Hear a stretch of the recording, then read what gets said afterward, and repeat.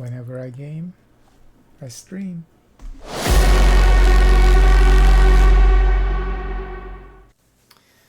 All right, so we got Suki back in the house. She did well at the groomer. So they were not able to. The lady said she was not able to use the Dremel on her nails because Suki freaked out when she tried to use it, like really freaked out. But everything else went fine. You know, she was fine too. So she's back in the house now. She's downstairs chilling with Celsius. Okay, so let's continue our learning session here for unconscious mind. I think before I left, I was ready to make my first move, and that is to get the to trigger this effect right here, which is 2 movement and then 1 focus change, or what is this? Insight change. Insight transfer, 2 elevates and then 1 insight transfer. Okay, and then we're just going to use 1 so we can trigger it once, and we can only choose 1 effect, so that's the effect that we're going to choose. And I'm not sure what this does, but let's not worry about that too much right now. So if I'm going to choose that, I think we were trying to decide whether we want to move it twice or once, and I think that we wanted to move it twice so that we can get this effect. What does that mean though? It says 1 what is this called? The purple freedom. 1 freedom. I don't know what that means. Turning 1 freedom into, I think 1 freedom back into just regular insight, I think is what that means.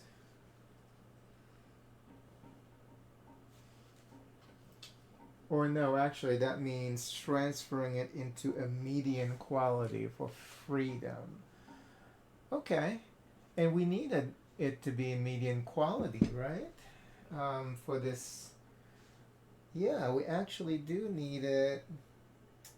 Okay, so that's going to work out for us. So I think that's what we're going to do.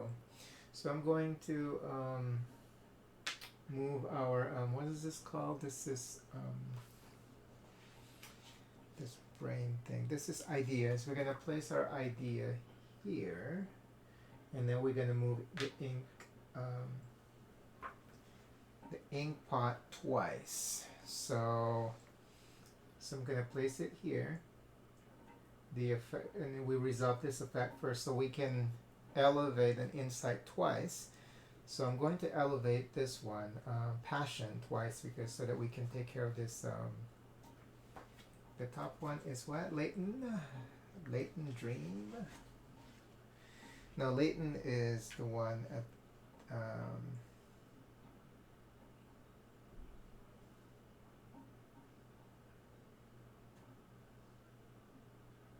The manifest dream, so to be able to take care of this manifest dream. So that's what I'm going to do. Okay, so I'll place the 1 idea here. We're going to resolve that, so I'm going to be able to move to elevate this insight, 1 insight twice. So we're going to elevate the passion insight once and then twice, because it says we can do it twice. And then, but now we have to switch categories for the insight, and we can't, we have to do this because it's not a choice. So, but we can choose to suppress the transfer by spending coffee, but we're not going to do that because it's fine. Only you can suppress the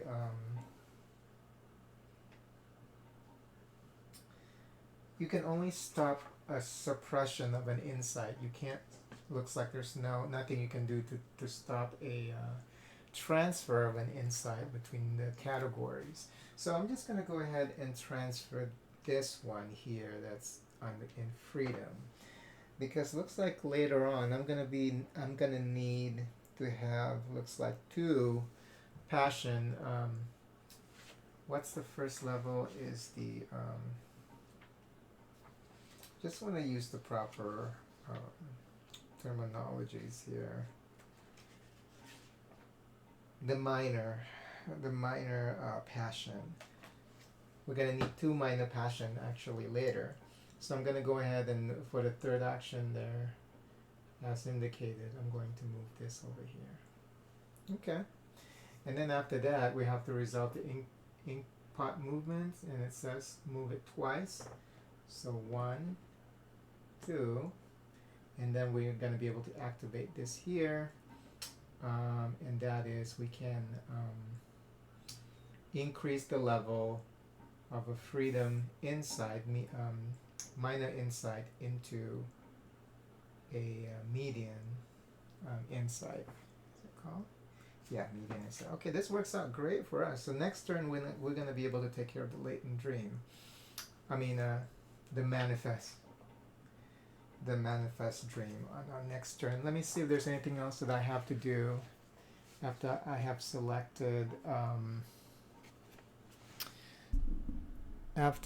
selected state ideas. Okay, activate the ink pot. We did that.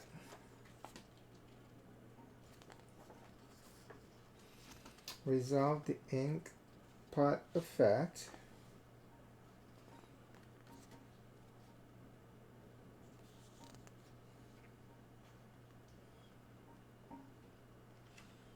And we didn't do, hold on. State idea, recall idea, or treat clients. Meeting the table action. There are 9 action table. Okay.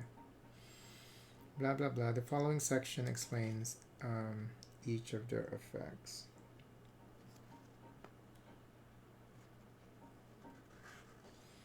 Well, there are 9 action spaces on the meeting table. Yeah, I see that. What they're trying to say here. The following section explains each. 3 action spaces allow you to gain a notebook tile using coffee. Yeah, I see that. The first row.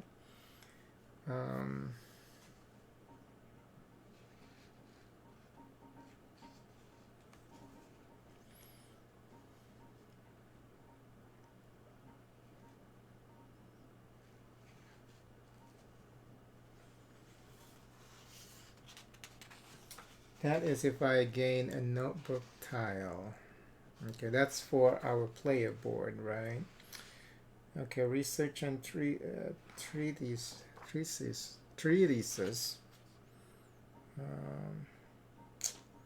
And that is going to be the middle section. Okay, and then the movement. Perform up to. Oh, they did say up to, so they didn't say that you have to do it. It says up to. 2 action spaces allow you to reposition insights on your dial, it says. So let me just read this. So maybe it is optional instead of you having to perform all of it. But it worked out for us that we perform all 3. It says 2 action spaces allow you to reposition insights on your dial. Generate 1 minor growth and freedom. Perform up to 2 insight elevations and 1 insight transfer in any order. It says see page 10. What do you mean see page 10? You can't just explain that there.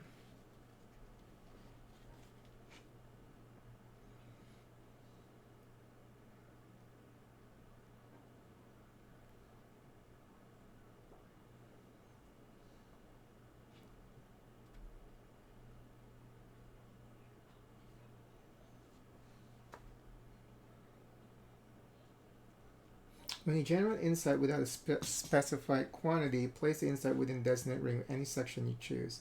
When you use an insight that does not require specific quality, You may choose any insight from this person regardless of the section. Okay, well that's fine. I understand that.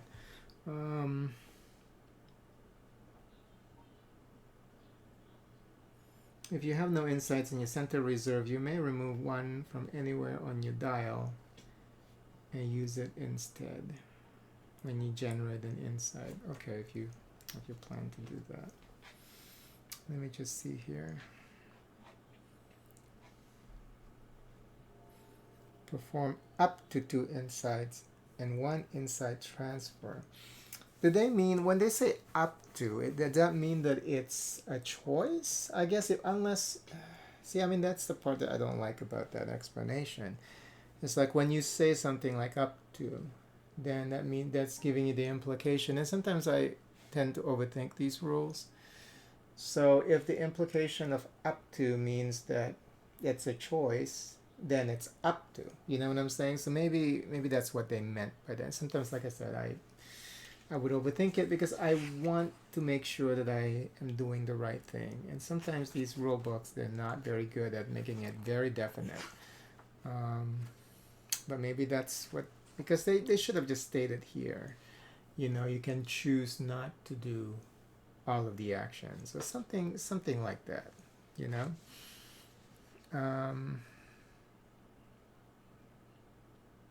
But of course they're not giving me any examples here.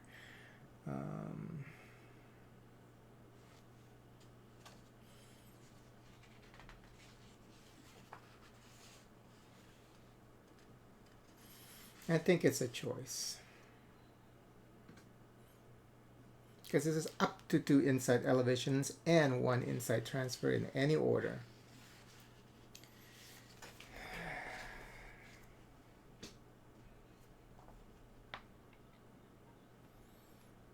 And that is, you may move an insight over to adjacent. Okay, transfer. So it says you may.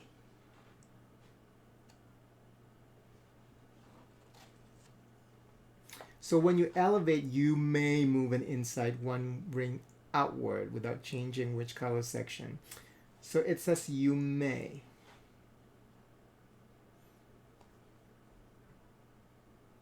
And then suppress this, it says move.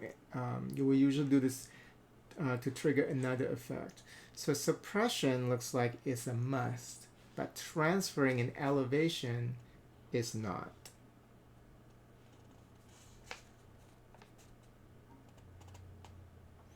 Okay, because you may move an insight over to an adjacent color. Change its quality while retaining. Yeah. So that's how I'm going to interpret it, because that's all they said. You may give you the implication that you may do it or you may not do it. You may. You're given permission to do it if you like. That's what that word means. So since they're not giving you a definite here, so I would say that those are optional, but suppression is not, and that's why they give you an option to use coffee to stop an insight from being suppressed. So they didn't give you an option to use coffee to stop from elevating an insight, and usually that's a good thing anyway, or even changing the type of insight. They didn't give you a coffee option for that, so we will just take it as it's optional. Okay, I mean that's how I'm going to take it, because they say you may, be careful with I mean, if that is not how it's supposed to work, then you got to change that in the rule book. Maybe later today I'll check online to see if they publish a new rule book. Maybe they have updated it. Who knows? But anyway, I'm just going to use what I have here in front of me. I'm just trying to see if there's anything else I have to do before I end my turn here after I have chosen state ideas.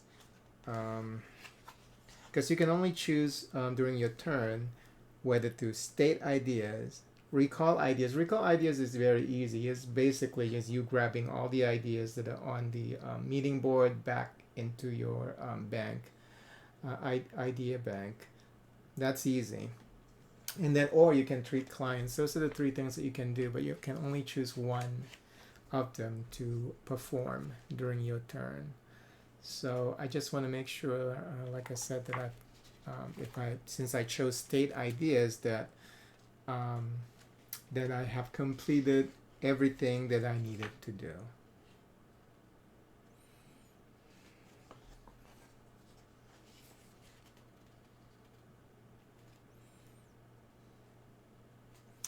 And I think that was it. Yeah, moving your professor. That's it for because here they're just explaining to you all the different things that could happen with you interacting with the meeting table there. Yeah, so that's pretty much it. And then second section here is recalling ideas, which is very easy, and then treating clients is also kind of easy.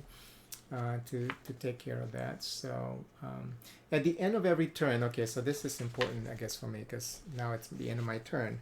You may use heart-shaped boxes to produce therapy points, potentially curing your clients or reaching catharsis. Then if you have any empty office rooms, you must draft a new client and set off dreams of each empty room.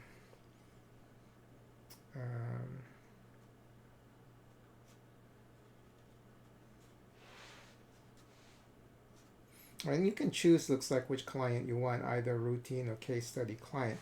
I wonder what the differences are. I think the case study may be more difficult to resolve. I don't know. I don't know. I don't remember them really talking about the two.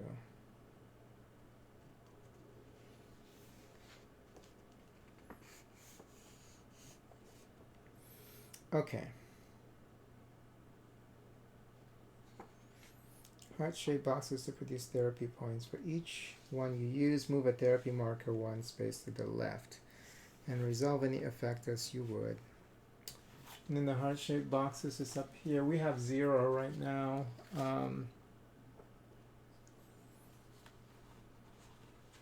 Potentially curing your client or reaching catharsis. That can only happen at the end. But we're not even doing anything with the client this round. But you can, I guess, if you have enough, and say I have 3 heart-shaped boxes here, I can then take care of the catharsis. Then this client will go into catharsis because you're just going to use that. No matter what you choose action-wise, looks like for the end of turn you can just get that done, apparently. Okay, but I'm done. So now we're gonna, id is going to take a turn. So let's make sure that we're doing this right for id. Let me grab the solo rule book here. I know there's like a set of turn summary meeting table cards. Okay. Let's see what we do with id. And I am playing at the easy difficulty here. Okay. Id's turn overview. Okay, this is what we're going to do. Okay, I'll alternate taking turns with the id as you would another player. On its turn, the id will either state ideas. If it has at least 2 ideas available, okay, it does. So now it's going to state ideas. Okay, that's simple enough. Including bright ideas if needed. Okay, so if they have 1 regular idea and then a bright idea, they would still do state ideas. Then at the end of its turn, the id uses its heart-shaped boxes to produce therapy points. The id does not treat clients' turns. Okay. So when the id states its ideas, it performs the 2 following steps. Place idea and advance ink pot. Okay. And then I know what the compass arrow does. I guess we're just going to check to see how the id places an idea. All right.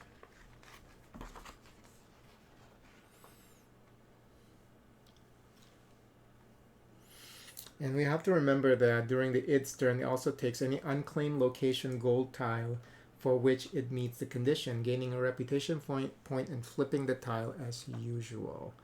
So if the id has 2 complete columns of active notebook tiles, it meets this condition. So it doesn't. All right.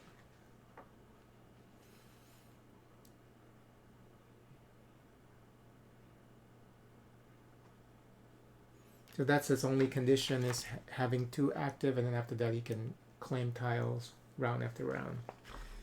That's my understanding of it.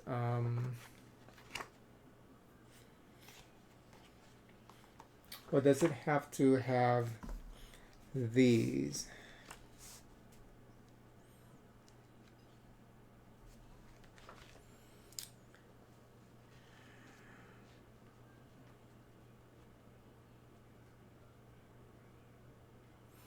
During the id's turn, it takes any unclaimed location, because the whole 2 active tile thing is only for this one. So I don't know if that's the only one it's referring to. I think it's just because id plays differently. As long as it's able to flip, if you're able to flip 2 active notebook tiles, complete columns, whenever 2 complete columns, whenever the id has completed 2 active columns, every turn is able to claim a tile. I mean, that's what it sounds like. I just wish that they would expand on this a little bit, because the only example it gives you, it says claiming location goals. During the id's turn, it takes any unclaimed location tiles for which it meets the conditions, it says. But you can see that these active tiles, they all have different conditions. The example that it's giving you is this one, which if you have 2 2 columns completed, then you can claim this tile. But then it gives you a note. It says if the id has complete columns of active 2 complete columns of active notable tiles, it meets this condition, it says. So is it saying that that's all it has to do to meet, to just start claiming tiles? I guess we'll see. So I'll just keep that in the back of my mind for now. Okay, so the id has 3 ideas, or 4 actually if you count bright idea. Reveal the top meeting card and place it face up on the discard pile. Meeting table card, okay. Which is this one here. He has a special meeting table card here. I'll give it a quick shuffle.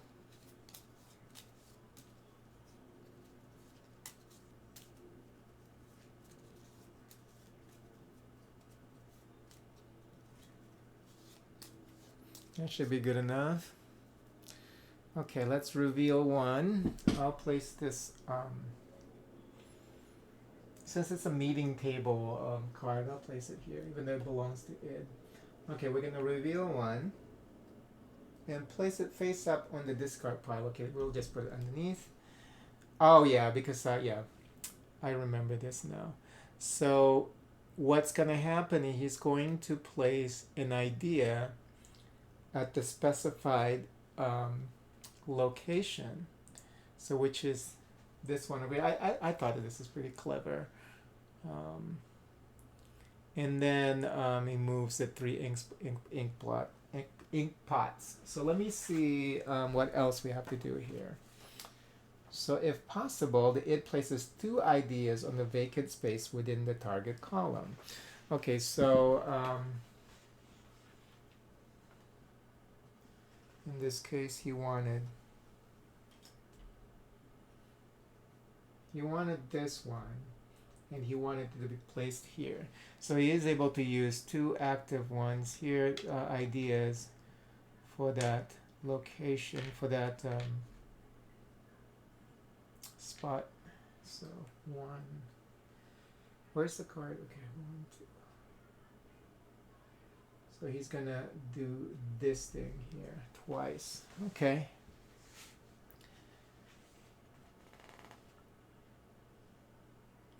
It follows the target column's arrow to find the first vacant idea space in that direction. Okay. If the id reaches the top and then it circles back to the bottom, calling looping around. If there are no vacant idea spaces within the target column, skip the remaining state idea step, and instead the id will recall ideas. So if he doesn't have any ideas available, he'll just gonna recall ideas. Okay. When you place the id's ideas on the meeting table, the direction in which you point the tails does not matter because the id does not trigger the effects of meeting table action spaces. So even though it's doing this, it's not going to trigger this effect? Okay. Yeah, this game is kind of complicated. It will make sense, I'm sure, after we've gone through this several times. The id places ideas from its supply if available. If it has fewer than 2 ideas, the id places a bright idea for each missing idea. If it has fewer than 2 ideas and or bright ideas, the id will recall ideas instead of placing ideas.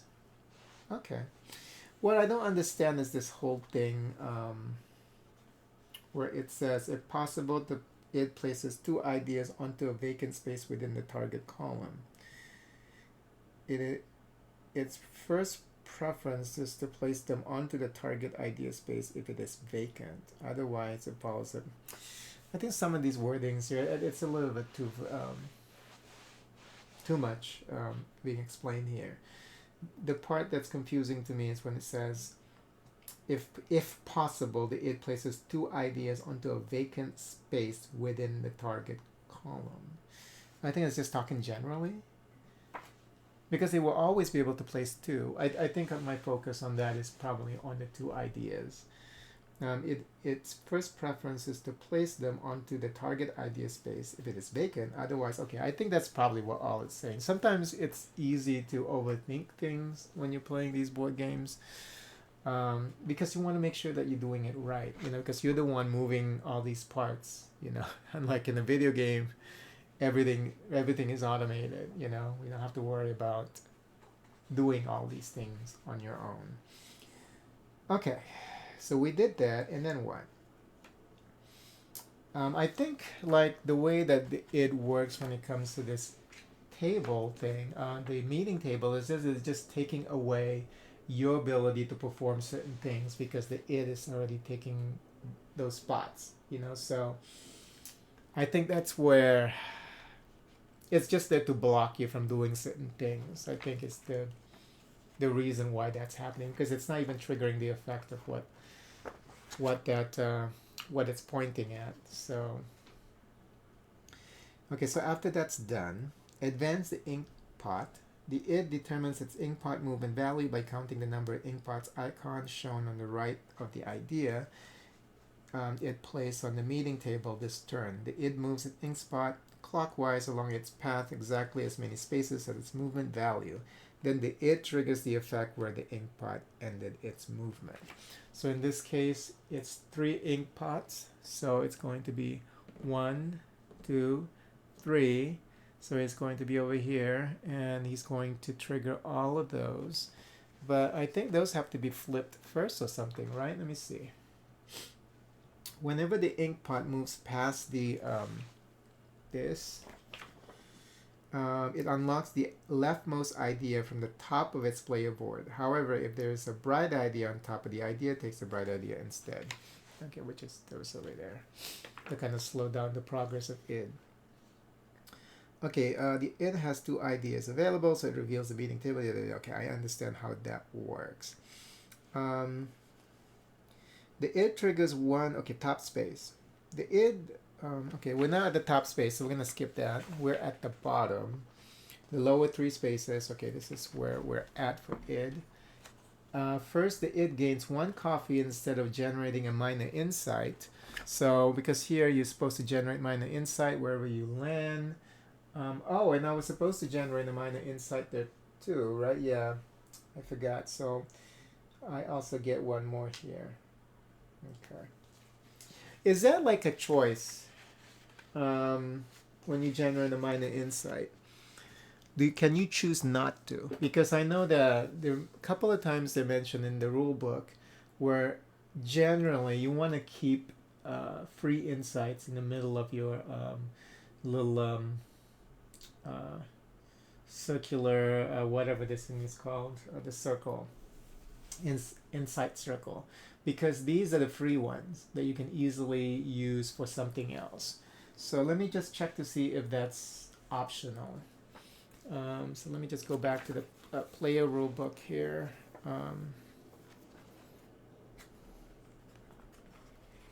That section. Inside effect, base ideas. Okay, in pot. Okay, in ink pot. The lowest spaces trigger a row of notebook style. You may trigger the generate effect to the right of your ink pot. You may. Again, here it says you may. So you can choose not to. And maybe because I noticed a lot of times, several times where it says generally it's best to keep them if you want to. Maybe this time I'll keep them. In addition to elevate effect in the far right if you already unlock it. Oh, you can further elevate here? Yeah. Okay.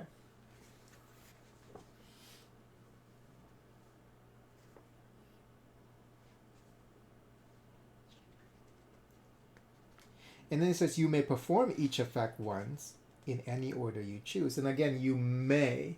It didn't say that you have to perform each effect. So only if it benefits you, you should.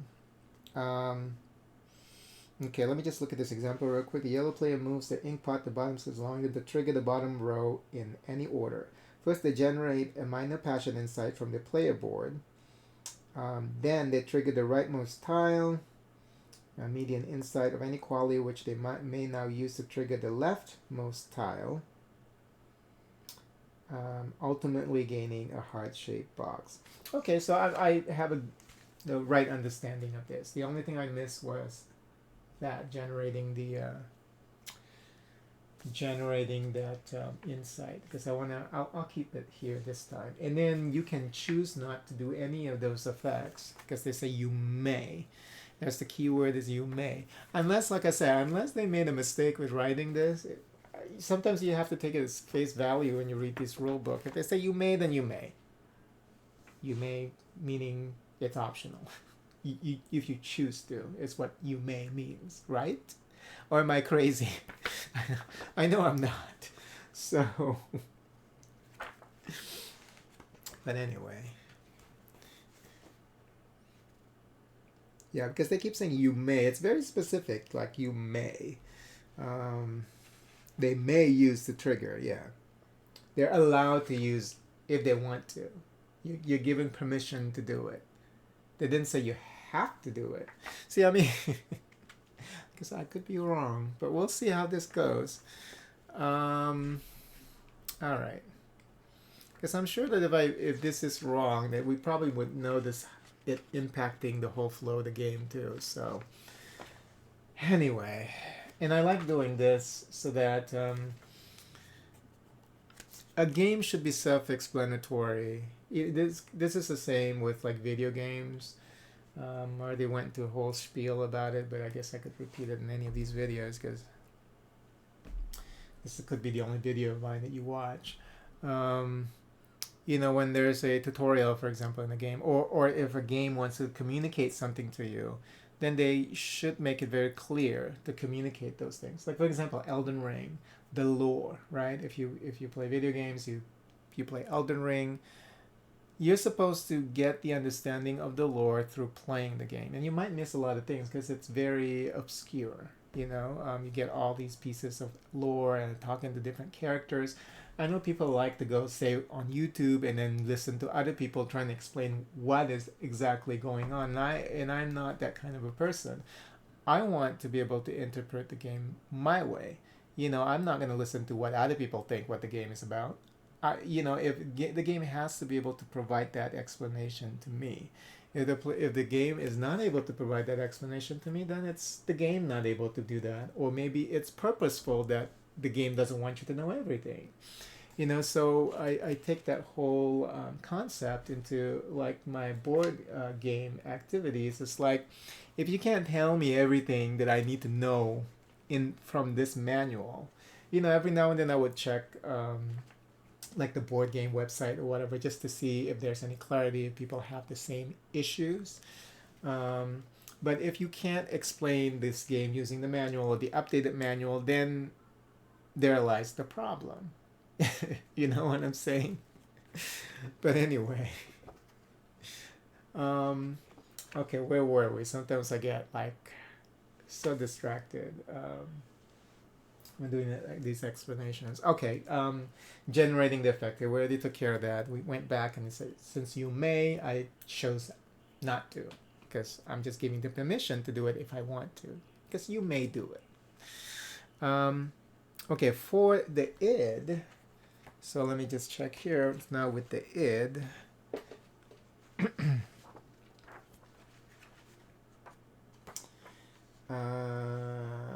Okay. Gain one coffee instead of generating minor insight. See, I mean, the way that they explain it, like here with the id, right? It didn't say the id may gain one coffee. It says the id gains one coffee. So I guess you already see the difference there in the wording. And like I said, I could still be wrong. All right, so now it gets one coffee because whenever it generates insight, it doesn't generate insight. It doesn't have this circular table. What do they call this thing? Circle of sexual repression. Insight dial. So the id doesn't use an insight dial. So it doesn't generate insights. So instead, it actually gains coffee. Okay.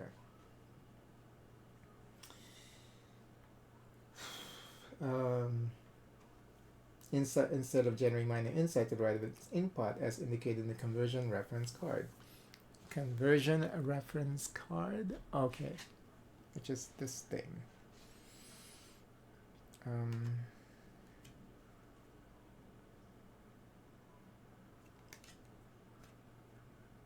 This one. It doesn't show me where it gets coffee for a minor, huh?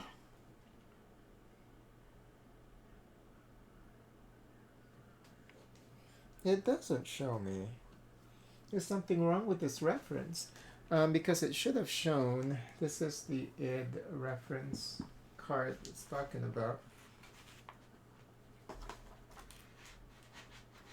me show you. Like here, it says that when it gains a minor insight, it says it triggers nothing. It doesn't show where it gets coffee. You know? So I don't know. Why is it not here? Because that is the reference card that it's referring to.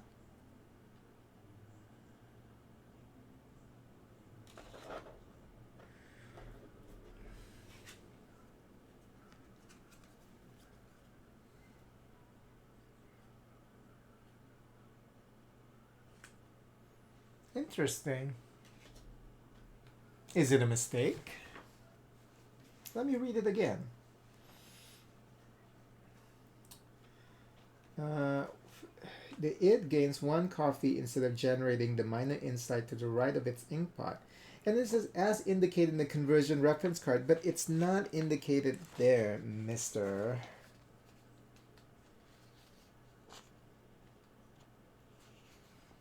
Okay, let me see here. According to the conversion reference card. Oh, I see, because the first three, there's like a separation. I see. There's... Then why don't they just have, like, for each row here, you know, just print the same thing? Like, it's going to get printed anyway. They're trying to save color. It's like all these three things lead to this, is what it's saying. You can see that the different coloration here. So, and then these two things do this. And then this thing does that. This thing does that. So, and then these three things do that. Lord have mercy. Okay. But now we understand it. But yeah, that you can see how that can become confusing, right? Because why don't they just put that little arrow with the coffee up for each freaking row? Yeah, they were trying to save on ink. All right, let's see. And then from left to right, the it triggers the effect of each active notebook tile and unlock inside space in the row. But they don't have an active one right now, right? This is considered inactive. The only active one, okay, so this is difficulty based. So these will be revealed as you keep playing the game, as you progress. So right now he doesn't have any active um, effect here for this particular row. So we're safe. So he's not going to be able to do that much damage. Okay. When the it flips its third tile in a row or column, it immediately unlocks the player color insight in the given row or column. It keeps its unlock insight in its idea supply because it does not use an insight dial. The it does not immediately trigger the effect shown underneath the newly unlocked player color sight.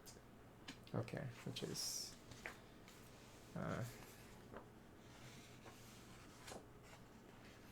right, because he doesn't use a dial. Okay, got it. So when does he reveal those things? I think when he does a lap, I think is when he does it. Oh, I read that wrong. Okay. From left to right, it triggers the effect of each active notebook tile and unlock inside space in the row. Then it flips its leftmost inactive notebook tile in that row to its active side. So it's not going to be able to get the benefit now, but he's going to unlock it now.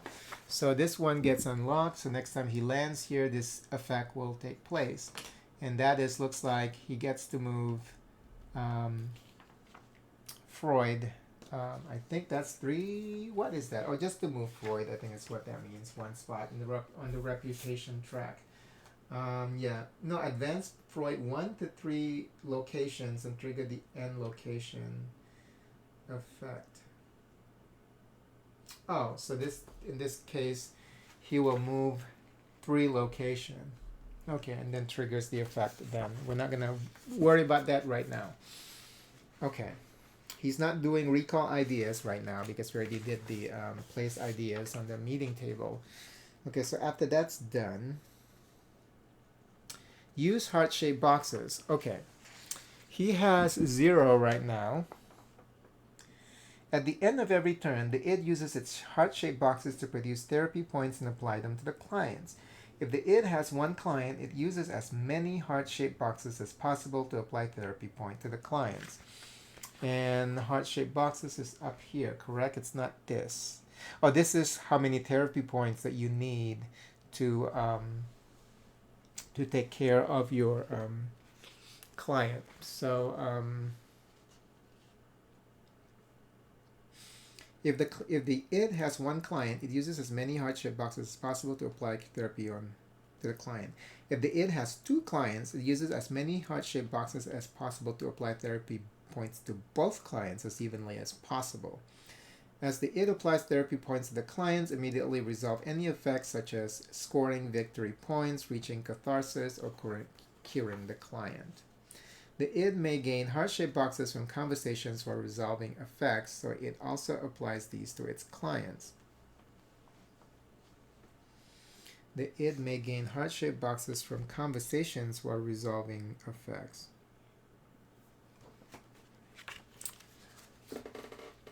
Then I'm not sure of what it means.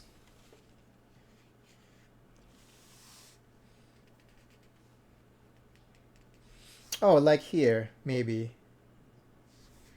But you would have cured the client then. Or maybe once you get that, then it would apply.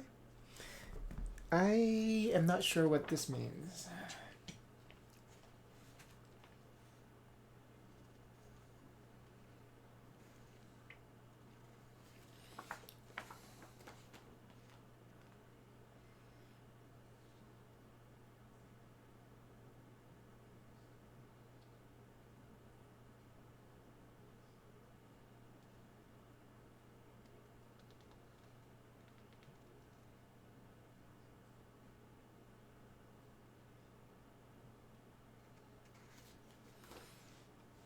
Okay.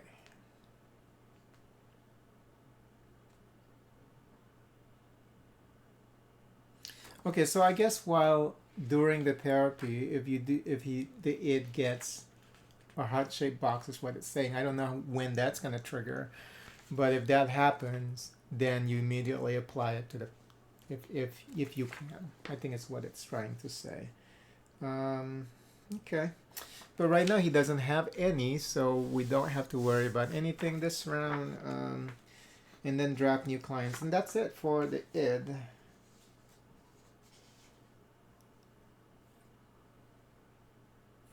Oh, and then that moving 3 spaces is 1 to 3, and then choosing the location that will trigger the most effects. Nasty. Okay. All right, so that's done. So actually, the id's turn is simpler than I thought, so which is good. Okay, so now we're gonna go back to me. What's this lady's name?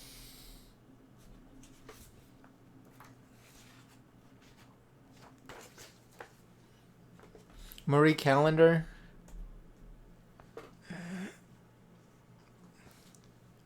This lady's name is Sabina Spielrein. I think they should have put like a signature, Sabina Spielrein or something, somewhere on the player board, but that would be too fancy. Okay, so now I need this book again. I know there's a reference. I think the reference doesn't involve player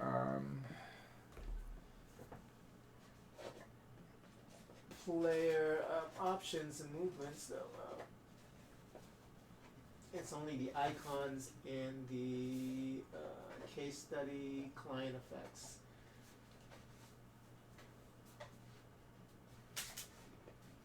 Ay, ay, ay.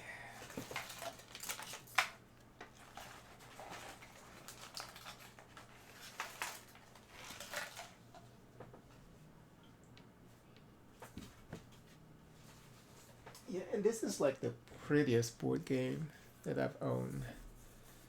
It's very pretty. Yeah, only icons and case study effects. That's it. And routine. Okay. All right. We'll get used to this very soon, hopefully. Second turn.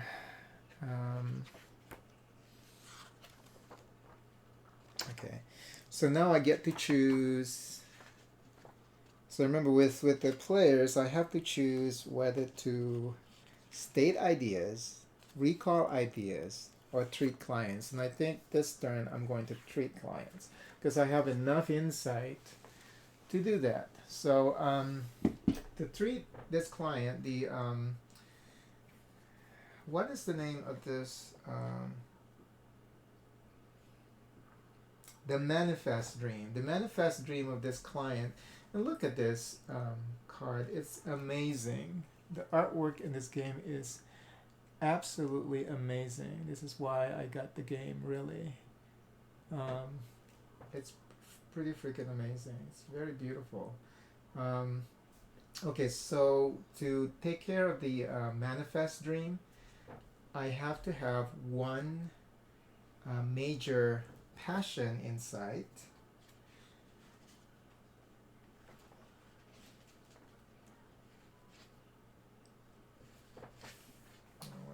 Yeah, one major passion insight, and then one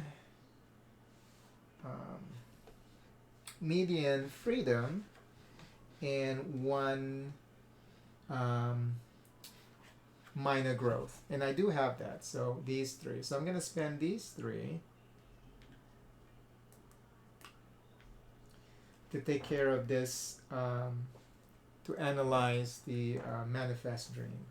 So when you're able to do that, you get the effect here. So I get 3. 1, 2, 3. So I was able to get 3 therapy points. Oh no! So it's not therapy points. It's not heart shaped box. Okay, 3 therapy points. So I'm gonna use it here. So 1, 2, 3. And since I was able to reach this, there's like, I know it's hard to see, but let me just pick this up real quick. Once you reach this slot here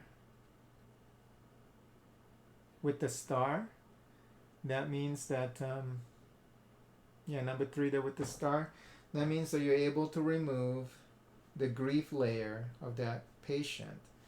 So since I'm able to do that, now we're going to remove this. And do I get, what is it? I also get 1 bright idea and 2 coffee. Is that what that means? And then this is such a clever idea. You have these like plastic like layers that you put on top of those other cards. This game is very beautiful. Let me make sure. All right, let's see. Hey Leon, how are you? This is Unconscious Minds. You're playing as a colleague of Sigmund Freud, and you're trying to be the best. What do they say here in the goal? You're trying to become his most accomplished contemporary. This is during the early years of psychoanalysis,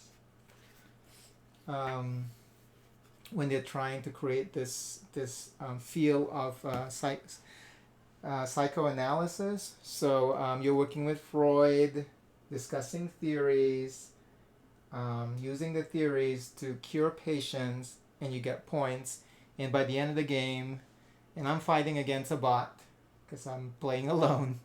So this is also a PvP game, so you can play up to 4 people, but I'm playing against the bot here.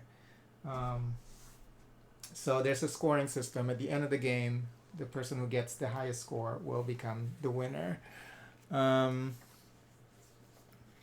right, let's see. Where was I? Okay, I want to see if removing the grief layer, and this is the first time of me playing the game, and this game is pretty complicated. So I'm doing my best here. This is like a learning session.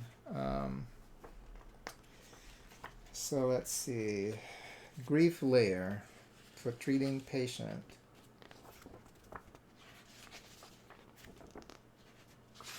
So how are you today? Meeting table. Okay, I already did that. Recall ideas. Okay, treat clients. Okay, when the client's therapy marker reaches or passes the what I pointed earlier, the star heart, you must resolve catharsis. To do so, score the victory points and trigger any effect shown in the client's grief layer. Okay, so that's the case then. Then discard the grief layer. This enables the client's ongoing effects and tags that the red line had crossed out for the rest of the game. Routine clients provide ongoing rule-bending effects and location tags, while case study clients provide endgame scoring conditions. When you resolve the catharsis, do not score the in-game victory points shown on the client cards. You must cure the client to score these.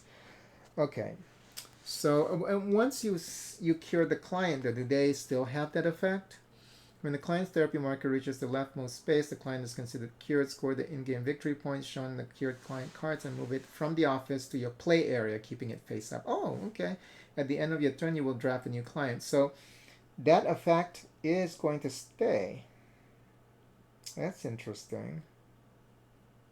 For the rest of the game. Okay, that's interesting. All right, so since we took care of the client's grief layer, so that means that I get, let me see here, I get 1 bright idea and 2 coffee. So we're going to discard this here. It says to discard it, right? In the discard pile, not put it back in there. Let me make sure. Just watching TV and putting together your robot. Yeah, that could have been a stream, but whatever. Let's see. Cured clients.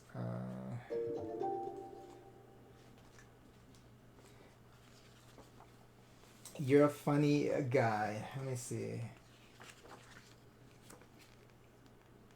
You know, you're on average, every time you stream, you have like 4 people watching you. um, so yeah, that would have been a nice stream, putting together robot.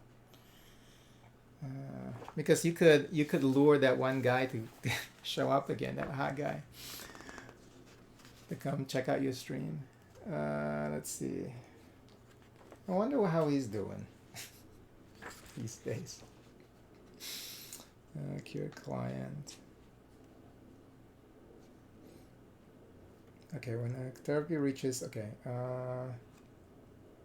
then discard the grief layer. Okay, so it's discard, so we'll just put it in the discard pile, I guess. So I get what I got one bright idea, and I also get 2 coffee. So 1, 2. My coffee is at near max. What? And then the coffee effect, I can always use the coffee effect at any time during the game, I believe. So in this case, I can use coffee to suppress, what is that called when it's descending down here? What is that effect called? Diminishing? Suppress an insight. Interest, stop the suppression of insight. I can use 3 coffee to get another bright idea, which is good because then it actually gives you you can also use your bright idea to move. Is that at any time also?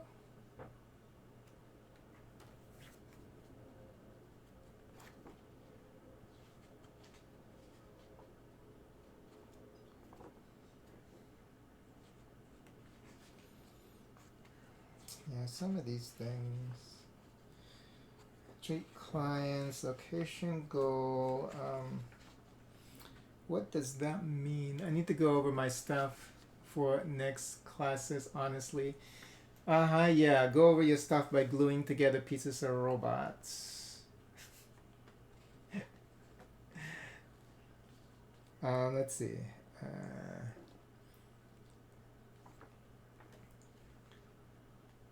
So yeah, that was fun though. Yesterday's stream was fun. Watching you play games with Fifi. I just couldn't watch too much of the Zelda one because I want to make sure that I didn't get any spoilers. Let's see.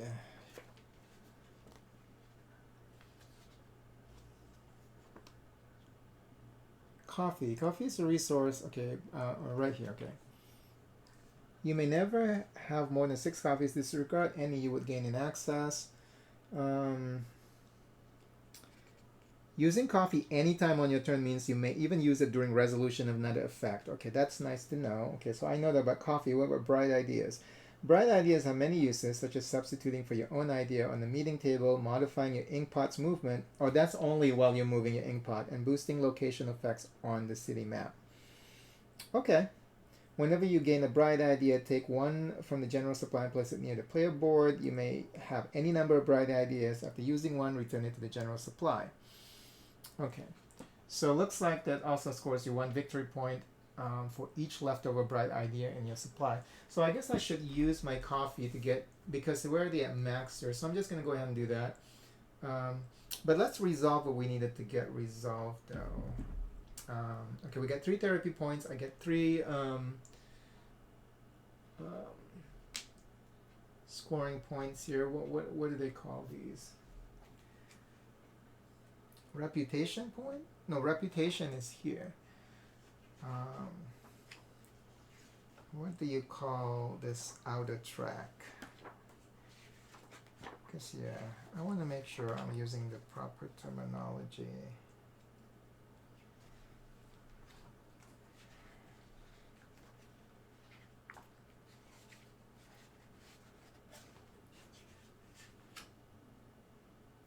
Scoring markers, I guess scoring track or whatever. it doesn't say.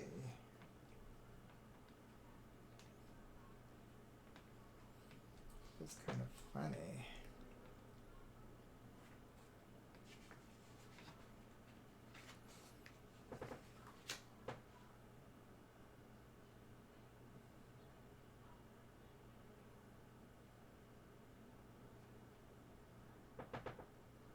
Immediately score, I guess we'll just call it scoring track. Okay, so I'm supposed to get 3 from that grief layer. So no, from here, from resolving the manifest dream. So 3 therapy points and 3 victory points. So yeah, these cards, see, they're so beautiful. So 1, 2, 3. Okay. I have 4 points right now, and this is going to a discard pile. Running out of space. This game takes up so much freaking space. It's not even funny. Okay. Alright, so that's done. Now I have access to the manifest, the latent dream actually, and look at how amazing this is. Invisible people with suitcases and to resolve this I need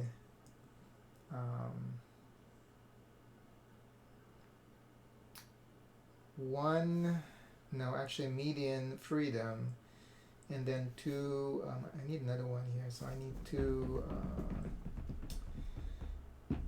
minor passion insights. Okay. But this effect is now available. It looks like the effect is, so I can match the client and the dream. I can get, what is that? I can get an insight. What it means? Minor. Is it minor or major? That's a major insight? I think that's minor. 1 minor insight. But it's not, it doesn't, at any, since there's no insight of any quality. When generating insight with a specified quality, place the insight within the designated ring of your choice. Okay.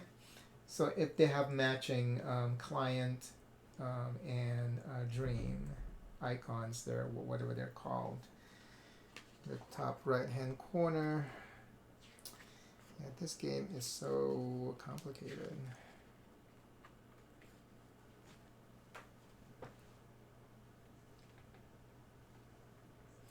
Dream and grief layer icons. That's all they're calling it.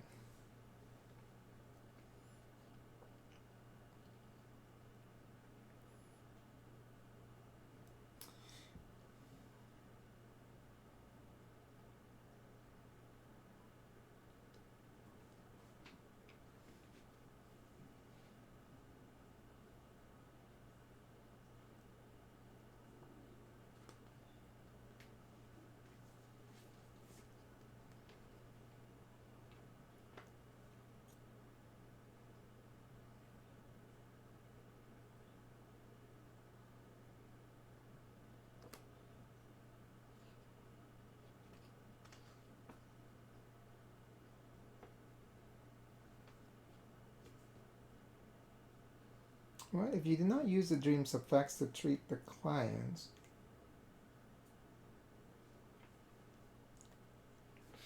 was I supposed to already remove the manifest dream? When do you actually remove the manifest dream? Let me just check here. Yeah, this is...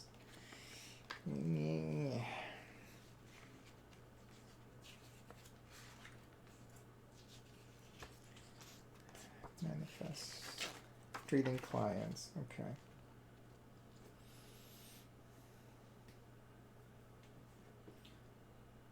Or discard the dream card that you use to treat the client. Okay, and I did use that dream card to treat the client, so it is discarded. So how does that work with, if you remove the client right before using the dream? Oh, okay, when you use the effect, and that means, and then,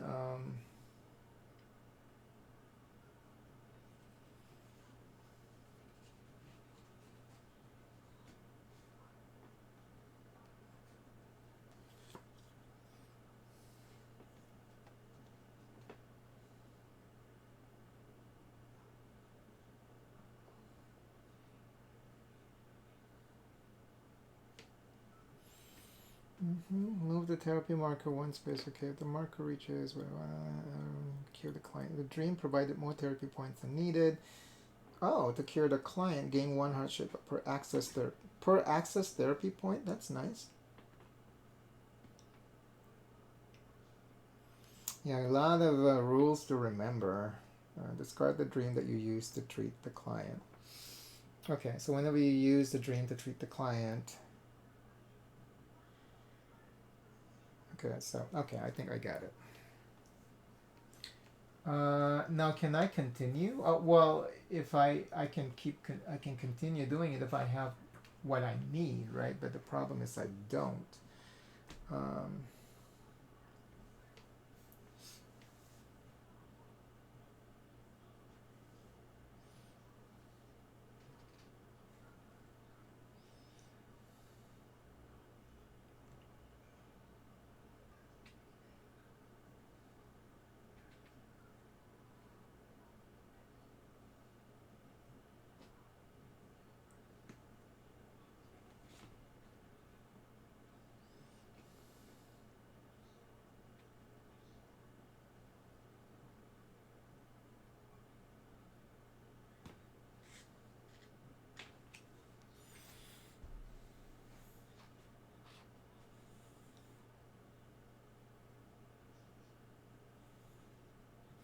okay.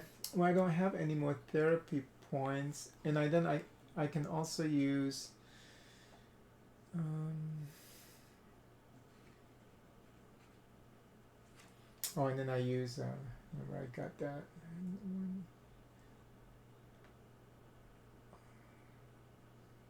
Wait, did I? Oh no, because I have four now becomes six, and I use three. One, two, three, to get the one bright idea. That's right. Let me just trying to make sure. Then how do you, if you don't have enough using the dreams, how do you? I think you use your heart-shaped box. But how do you get the heart-shaped box? I guess that is what I have to figure out.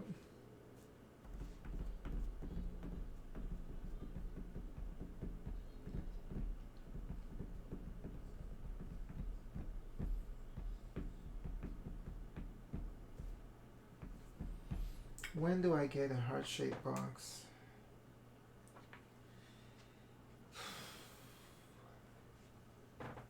Because I know for Id, he gets one every single time he finishes a lap. But for us,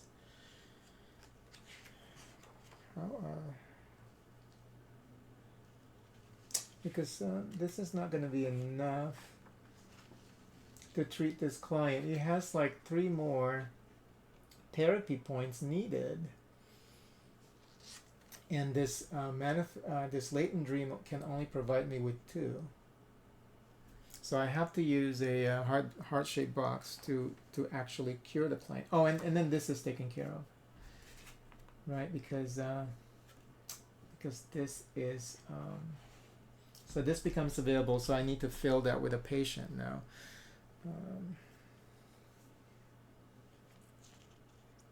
And then can I only use the dream on for the specific patient, or can I use the dream for any patient that I have?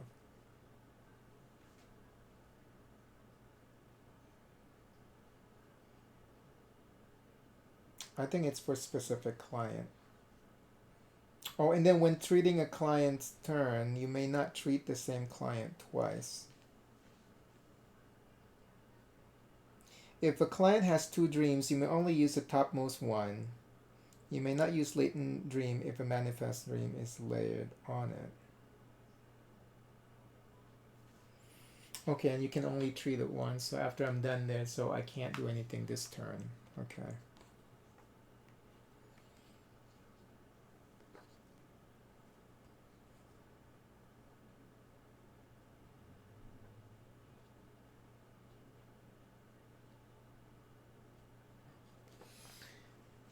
Now,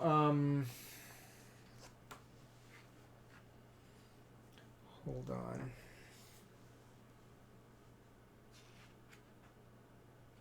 Okay, what I'm trying to find now is just a way for me to gain a heart-shaped box. There's gotta be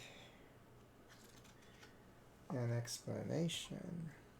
Oh, you can use insights to gain heart-shaped box.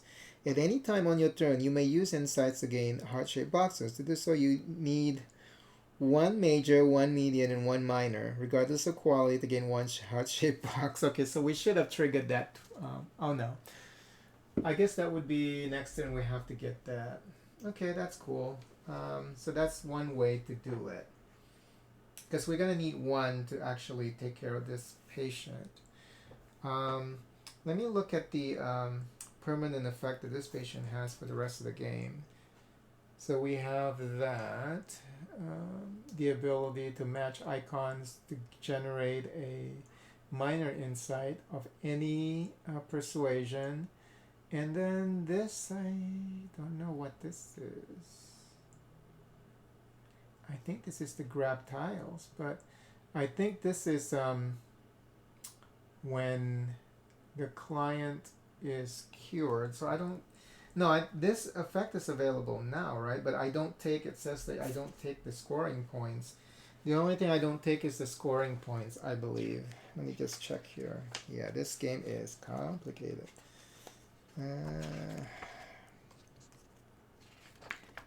Let me see.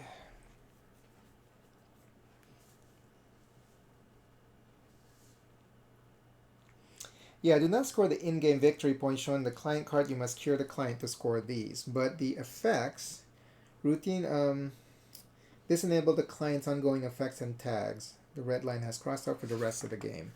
So what does that mean when there's the two tiles there, though?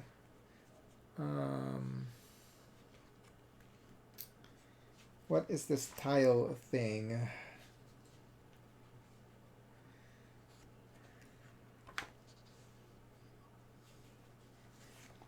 Because I do not recall what this tile thing is all about. Because it says two tiles, two theater tiles. Does that mean that I have those now? Whoa, what does it mean?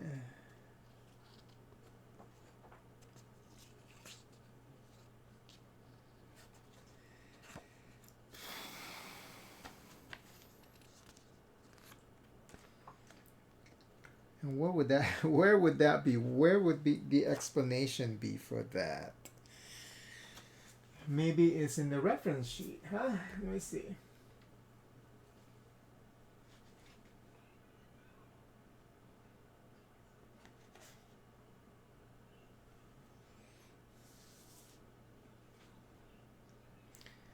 Location tag, okay. What does it do? Purple district location tag. Yeah, I know that, but when it shows on the client's card, what does the effect of that is? You know, do I do something here? Oh, I think if you have the number, oh right, I think something to do with the number of those icons that you have, and then I think you also have to be on that specific location. Yeah, there's a section on that. Yay. Has it been an hour? Okay, it's an hour. So I'm going to stop this segment here, and then I'm going to, because the file's getting big if I don't do that.